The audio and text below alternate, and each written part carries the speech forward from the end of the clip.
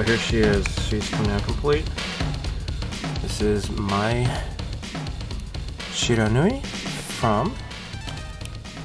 originally from Fatal Fury 2, and the Japanese name for Fatal Fury is Gareki Densetsu, which translates to Legend of the Hungry Wolves. And I'm hungry like the wolf. So, I finished her this week. Okay, so, in the game, you know, it is a 2D fighting game. Assuming you don't know who she is. Well, I hope you do, but, you know, maybe you might be familiar with Street Fighter. She is just as popular as Chun Li. Internationally, maybe not as popular as Chun Li, but, you know, she's pretty much right up there. And so Mai is female ninja, and the word for female ninja is kunoichi. All right, so like this is the kanji for onna, woman, but if you break it down, ku no ichi, right? So that's where they get the word kunoichi from. So female ninjas, they were a real thing. They were mostly, I guess, for espionage and to infiltration as like domestic servants and such, and probably also like maybe some sexual espionage as well. I'm pretty sure I remember hearing about that. So not really so much as fighting or whatever. You know, typical male ninjas are assassins, and female ninjas, kunoichi, could also be assassins, primarily espionage. But yeah, there you go. So, in popular culture, especially in video games, you will see kunoichi wearing kind of outfits like this. So you will also see them wearing, like, you know, full head-to-toe clothing, but the idea behind this style of kunoichi is, you know, she'll use her body as a distraction to defeat her opponents or to seduce them or whatever. So if you're familiar with the Dead or Alive series, Kasumi, she wears outfit like this, whereas Ayane, her sister, might wear just like more, you know, like regular ninja clothing.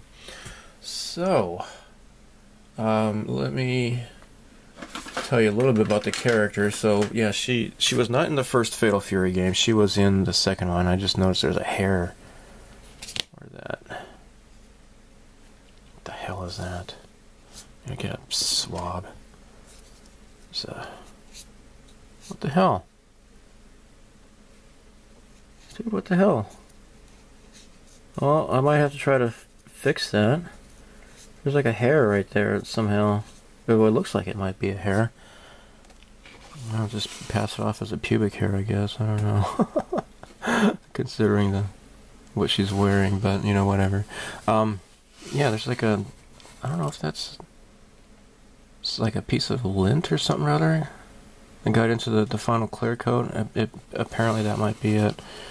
Oh well, things can't be totally perfect. So anyhow, yeah, she was like the first, like, as far as I know, the first example of like breast physics in a game, as far as I know.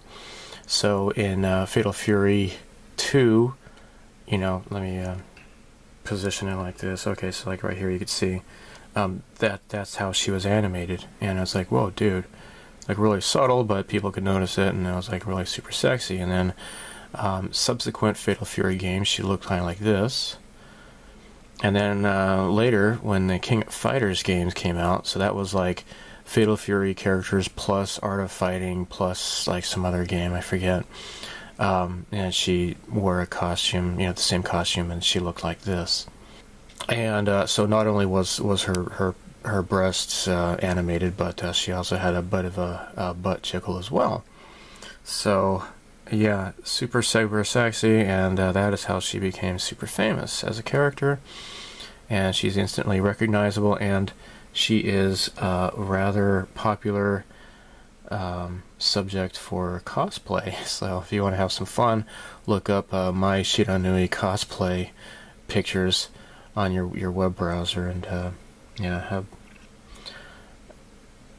you can see plenty of sexy ladies wearing these outfits. Okay, so yeah, so in the game, she is infatuated with Terry Bogard's younger brother Andy, and she's, insists on marrying him. And for some reason, he doesn't like her, and I don't know why. But got a girl like this who is cheerful, and she's a bit of an exhibitionist, and she says that she wants to marry you and have your children. He's probably like, okay, let's get working on that right away, I guess. But anyhow, yeah, so I just recently found out there was actually a live-action movie of King of Fighters, and so stupid. It looked so dumb. I saw like one clip from the movie, and it looked really terrible. Okay, so of course there are mistakes with this, and I'll mention that next, I guess. So upon final assembly, and I didn't film this, but I noticed that some of the places I needed to put more chalk in there. So I put just chalk like only in the crevices, and I figured, I'm just gonna do the assembly and then do another clear coat, and maybe I can save some time that way. And unfortunately, even though the chalk was in the crevices, it must have got on my hands, and I got some places a little bit dirty. And I see there's a little bit of a dirty place right here. I might try to barely just kind of work on that. So one place was right here, her cleavage here. Another place was her side boob here, and another place was here. So I got the paint in my airbrush and just barely blew it, and I was able to fix this. And I just held like a piece of paper to mask off her clothing, and that one turned out fine. Her side boob, it get a little bit of a splorch. The paint came out a little bit too uneven, and because I had done an acrylic clear coat and had the lacquer, if you go slowly it's no big deal, but because it was lacquer and it got a little bit too much on there, it started eating away at the layer of acrylic, and it was kind of uneven. I'm like, oh crap, same thing happened here. So I did with some wet sanding, blew it again with the airbrush, and I realized, okay, I'm not going to be able to probably get this any better, and if I try and I mess it up, then I'm going to really, really be frustrated, and that would not be good. So I decided, that's probably about as good as I can get it. Here, depending on if you could see it in the light, it's a little bit lighter here as a result, unfortunately. So that perfect skin tone that I had accomplished is kind of looks kind of crappy now, but it's not too noticeable. It really, in the bright lights, it's really apparent, but normally it's not too bad. So okay, so there you have it. Looking back, the flesh tone again. If you haven't seen the earlier video, I used this. This is the Monsieur Baume color set, and there was like a pink pair of paints and an orange pair of paints, and I think I went with the pink, and she was just like way too pink, and she looked kind of like really super sunburned. Okay, and she was way too dark, and she looked weird. So I did the carrot. Was it the carrot? What was it? No. It was the coral pink, and on top of that I did the milky peach, but she still looked way too pink. And so I went over her yet another time, and I used the Mr. Color Lascius, and this restored her to like this more of a regular skin tone, I guess. So that was difficult, and when you're dealing with so many different layers of paints, you know, if you get the paint lifting up because you didn't wash the resin off well enough, then now you've got like a big blur, right? And then you have to try to restore it, and you're never going to get it the way it looked perfectly before, and it's just a big mess. Fortunately, I did not have too many areas where the paint lifted up. I did, where was it? Was it this armpit here? Or was it the other armpit? Yeah, I guess it was this armpit. A little bit of a paint, but I just brush painted it, and it turned out just fine. Looking back, maybe I could have tried to brush paint this here and here, because yeah, the airbrush just wasn't really cooperating very well.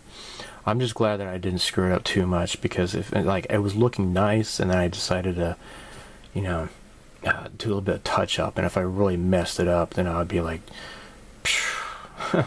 just as my coil was crossing the green line.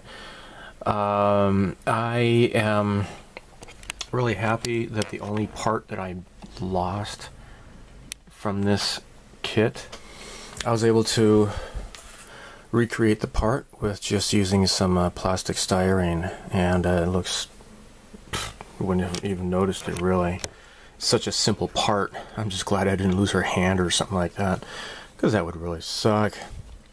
So in the building montage, the final assembly, I decided to pin her face, right? Because it just wasn't, I don't know. Now, the way this comes together, you can see here, there is like this separation crack here. That's about as good as I can get it, really. There's not a whole lot more I could do. There's another little dust speck there.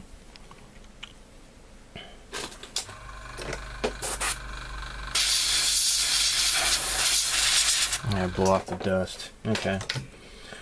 So, what was I saying?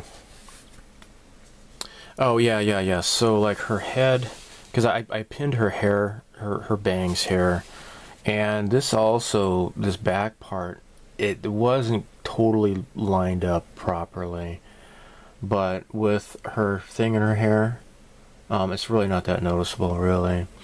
So anyhow, yeah, I did add a couple of pins to her head, and then I used the squish fit for the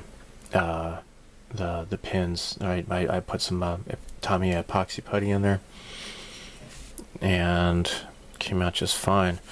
Now for the assembly here, I did also use pins here, and for the rope here too, because these might kind of easily come off. Very. I don't want to transport this thing. Do not want to transport it, because I mean, this stuff can just very easily break. This was a bit weird. Okay, now if you noticed here, her hand is clutching. She has like these tails. Now in the game, like I know, like the King of Fighters games, this is like a ball, and if you do the weak punch while crouching, she actually has some pretty good reach.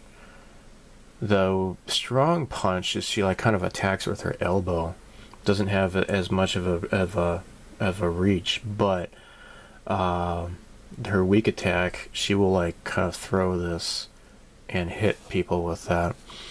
I guess it's a part of her, you know, obviously it's her costume, but she uses it as an attack, I guess. I don't know. So her name Mai means to dance, right? So I guess the character, she's rather cultured, and she knows like all these Japanese traditional arts and such. Her grandfather was like a ninjutsu grandmaster, and that was her grandfather. So yeah, she is you know, a ninja herself. Now, this part here, I attached it to her backside, and then this also had to glue as well, but because it's so thin, you can't pin it. I didn't really know of a way of really pinning it. And anyhow, so then this clump here glues onto these two parts here, and I had a hard time getting these to stay there. Then this part of the bow here, also I had to glue that on as well. So this is going to be rather fragile, and I'm afraid it's going to just break if I ever have to pack up, you know, if I move or whatever. I mean, eventually I'm going to move anyways, because this is just an apartment. But anyhow, what else could I say? More or less, I'm happy, and I'm glad I got her eyes to look nicely. The one thing I definitely learned from this experience is, even if it's just a little bit of chalk powder, do not try to do any assembly work, because it's going to make a mess. And what I should have done is done the clear coat, and then yeah, unfortunately that's just, well, you learn from your mistakes, I guess. Other than that, though, it's not too noticeable, so I'm pretty much happy. Yeah, so I guess that's it. So here comes a slideshow. So as always, live long and prosper, may the force be with you, and so long, and thanks for all the fish. Bye.